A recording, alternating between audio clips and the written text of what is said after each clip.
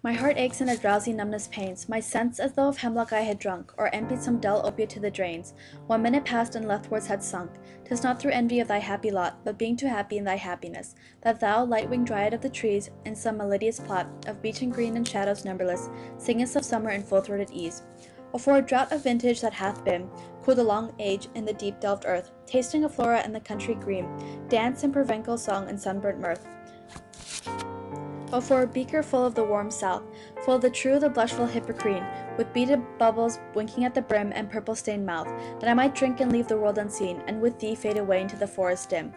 Fade far away, dissolve and quite forget what thou among the leaves hast never known, the weariness, the fever, and the fret, here where men sit and hear each other groan, where palsy shakes a few sad last grey hairs, where youth grows pale and spectre thin and dies, where but to think is to be full of sorrow, and lead in despairs, where beauty cannot keep her lustrous eyes, or new love pine at them beyond tomorrow. Away, away, for I will flee to thee, not charioted by Bacchus and his parts, but on the viewless wings of Poesy, though the dull brain perplexes and retards, already with thee, tender as the night, and haply the queen moon is on her throne, clustered around by all her starry fays, but here there is no light, save what from heaven is with the breezes blown, through verdurous glooms and windy mossy ways. I cannot see what flowers are at my feet, nor what soft incense hangs upon the boughs, but in embalmed darkness guess each sweet, wherewith the seasonal moth endows.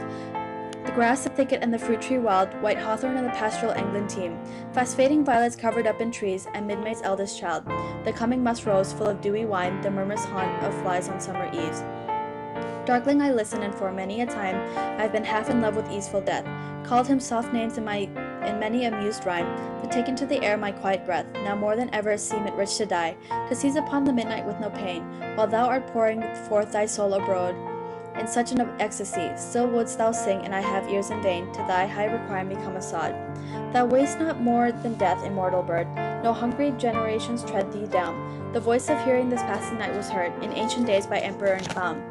Perhaps the self-same song that found a path through the sad heart of Ruth when sick for home, she stood in tears amid the alien corn, the same that oft times hath trod magic casements opening on the foam, or of perilous seas in fairylands forlorn.